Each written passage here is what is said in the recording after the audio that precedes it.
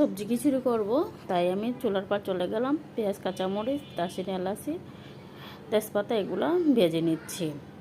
তাই প্রথমে এগুলো ভালো করে ভেজে নিয়ে আমি ময় মশলাগুলো পরিমাণ মতো দিয়ে দিব। সব ময় মশলা ভালো করে দিয়ে এগুলো কষিয়ে নেব।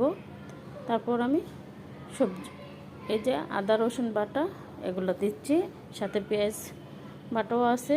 এগুলো দিয়ে ভালো করে আমি নেড়ে চেড়ে কষাই নেব। আসসালামু আলাইকুম, হ্যালো এভরিওয়ান, আপনারা সবাই কেমন আছেন? আমি লবণটা দিয়ে নেই, এখন লবণটা দিলাম। এই যে মুরগির হাড়াড্ডি ছিল, কলিজা গিলা, এগুলো দিয়ে দিব সবজি খিচুড়ির সাথে, কারণ এগুলো দিলে খেতেও অনেক ভালো লাগবে। আপনারা কে কে পছন্দ করেন এরকম সবজি খিচুড়ি বলবেন আমাকে কমেন্টে। রান্নাটা কেমন হয়েছে। আমি এভাবে রেডি থাকি।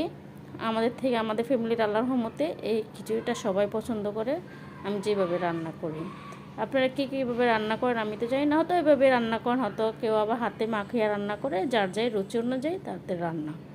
তো অনেক বড় লং হয়ে যেতেছে ভিডিওটা, জানি না আপনারা সবাই দেখবেন কি না আমার ভিডিওটা, একমাত্র আল্লাহ জানে আর আপনারাই ভালো জানেন। যদি দেখে থাকেন অবশ্যই আমাকে একটা লাইক, কমেন্ট, এমনকি সাবস্ক্রাইব করবেন। কে কিছু মনে করবেন না। আমার রান্নার ভিডিওটা দেখে ভালো লাগলে অবশ্যই আমাকে লাইক দিবেন অথবা শেয়ার একটা কমেন্ট করবেন। মানুষ এত কষ্ট করে একটা ভিডিও বানাই আপনাদের দেখানোর জন্য, হয়তো নিজে কষ্ট করে একটা লাইক অথবা শেয়ার একটু সাপোর্ট পাওয়ার জন্য। কেউ যদি আমাকে সাপোর্ট না করে, কষ্টটার মানে কি বলেন? ফেসবুক মামারা যদি আপনাদের কাছে পাঠিয়ে থাকে অবশ্যই আপনারা আমাদেরকে দেবেন। এই যে ধনিয়া দিলাম, ধনিয়া দিয়ে লেড়ে চেড়ে ভালো করে নিলাম।